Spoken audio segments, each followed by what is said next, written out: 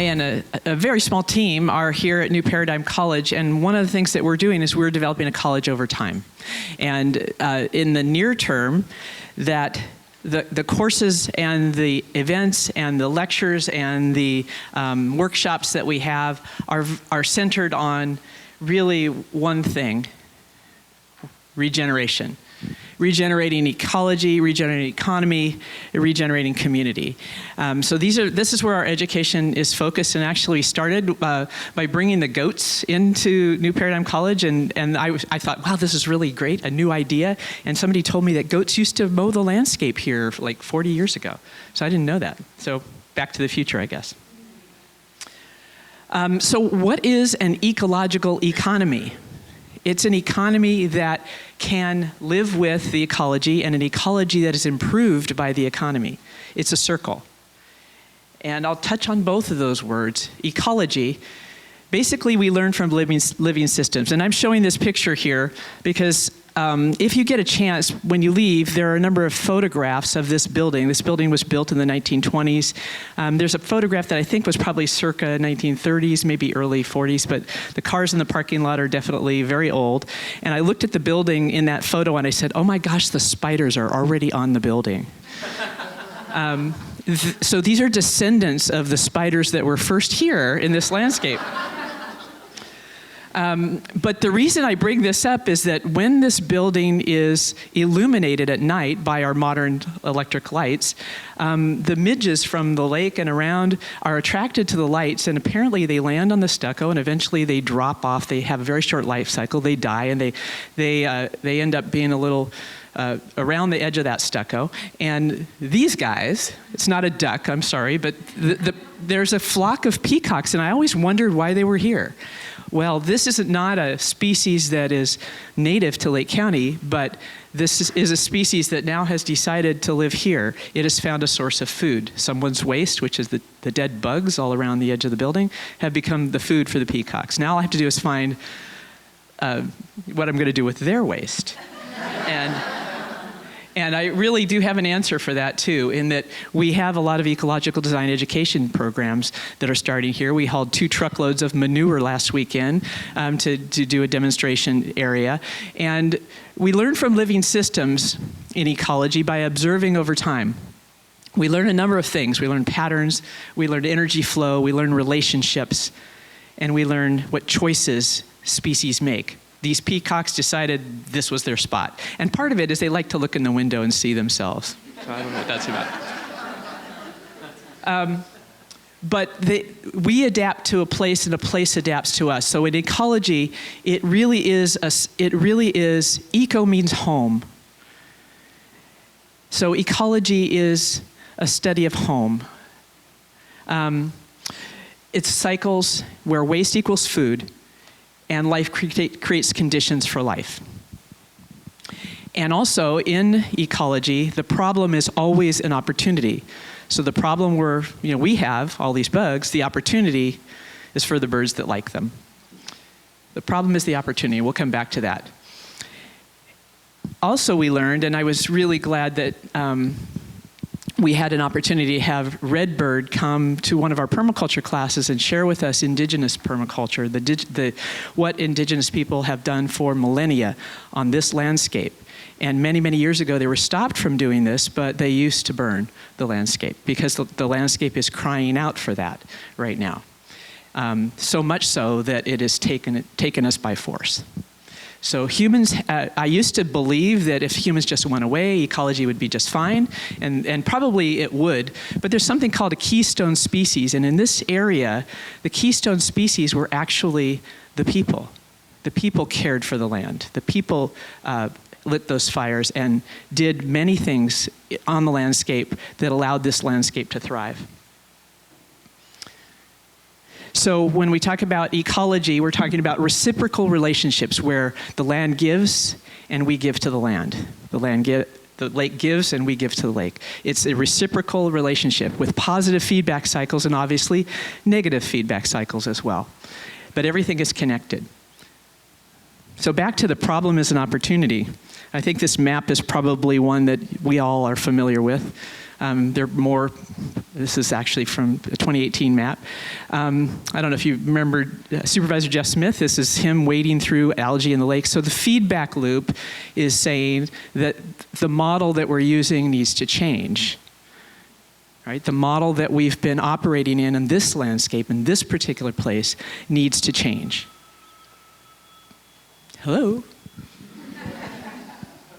So now what about economy? Again, eco is home. Economy is the management of home. And our economy, as we all know, and I actually love this phrase, people here are part of nature, not apart from it. That's the study that was done in the branding. Part of nature. So there isn't a one of us that isn't impacted by looking at the burned landscape around us. We all know when the pelicans are here. We all see that the grebes have had a good year or a bad year. We see these things because we're part of, unlike many other places, we are part of this place. And so how do we manage this place? With an economy that can serve the land and make it better, serve the lake and make it better, right? That's the idea of the circular economy. So when I was on the Board of Supervisors, I kind of had this model in the back of my head, and every now and then, Carol will remember this, I drew this very same picture, and I said, okay, if our local economy was a circle, money comes in, money goes out, and money circulates in the economy. And our goal is to increase the money coming in that's good money, not the money that's going to destroy capacities here, or not the money that's going to destroy beauty here, but good money, money that comes in from visitors, money that comes in from people who want to hike and see the top of Mount Konocti or see the pelicans. And we want to plug the leaks. We want to plug the leaks of money that leave this economy that don't serve us, that don't help us with our capacity. And we want to increase our ability in the economy to circulate money here. So that was the model that I kept in the back of my head as we went forward. And I encountered this year a fellow by the name of John Liu. He is a longtime journalist who documents the collapse for his whole career, 30-year career. He's documented the collapse of ecosystems around the world in many places like China and the Middle East, where in the Middle East there used to be swaths of forest, right? And there's now desert. So he's documented the collapse of ecosystems, and he's now got a new job, and that is documenting the recovery of ecosystems. How some places are turning that around. And one thing he said that was critical is that in order for that to happen, it can't just be knowledge from the outside. It has to be the community itself that takes it on and does it. Because the community knows the place. You can't bring in experts and hire outside firms to fix your forests that might turn into desert, right? You have to have a will. And he said it also can't be done with volunteers, which is pretty much what's been happening around the world. So he formed an organization called EcosystemRestorationCamps.org, and he presents to departments of defense around the world and major Fortune 500 companies who want to do something about climate. And one of the things that we have discovered is that the economy, job growth, and everything else follows investment. But let me just show you this picture. There's a place, I believe that's in China. And this is what they've been working on, bringing this back. There are techniques that can bring land back faster and help accelerate natural processes that allow the land to recover quicker. And so those are the ecosystem-based approaches that we're bringing teachers in to teach. And we have found, and this is probably the key learning and why Michelle wanted me to give this presentation, is that we found that young people absolutely want to do this work. Some of them don't want to go to college. They want to do this work so badly. Some of them want their college to be this work. So they want to bring Earth back to life. They don't want the picture on the left there. They want to bring life back, and they want to serve life. And what a great message, for Lake County. We have the opportunity here. The problem is the opportunity. So the goal would be to build that's what they say, build an economy where everything supports everything else over the long term. This is not a short-term project. This is a long-term project. We're skill building, we're taking on projects, and some of the projects might seem like a drop in the bucket. They might seem very small. But keep in mind that nature can accelerate processes. So if we're working with nature as opposed to against nature, we can begin to have nature help us out and accelerate some of the processes. Our investments we're seeing corporations and we're seeing major granting agencies that want to invest in these restorative functions. And one of the challenges we have in Lake County, and most people will tell you this, is we don't have the workforce here that's ready for the kind of money that might want to come in and do that. And we don't have the capacities here yet necessarily to handle the kinds of projects that might come about.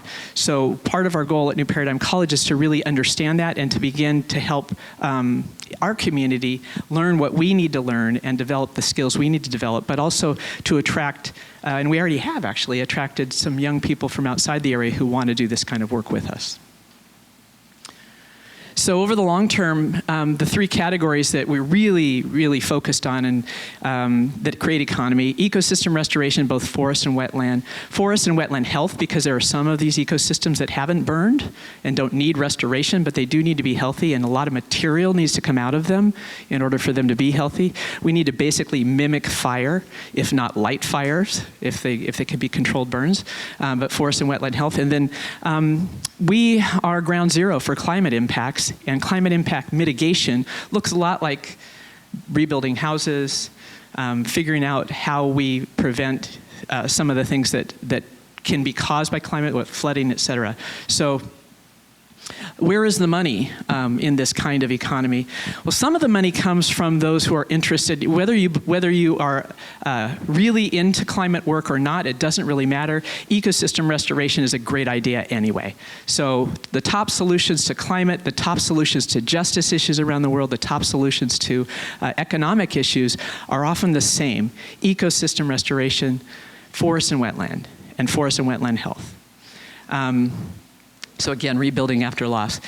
So back to the circular forest economy. So forest grants and investment are available now. We're beginning to see these a coalition form in Lake County. We're part of it too, and we're looking at forest health grants.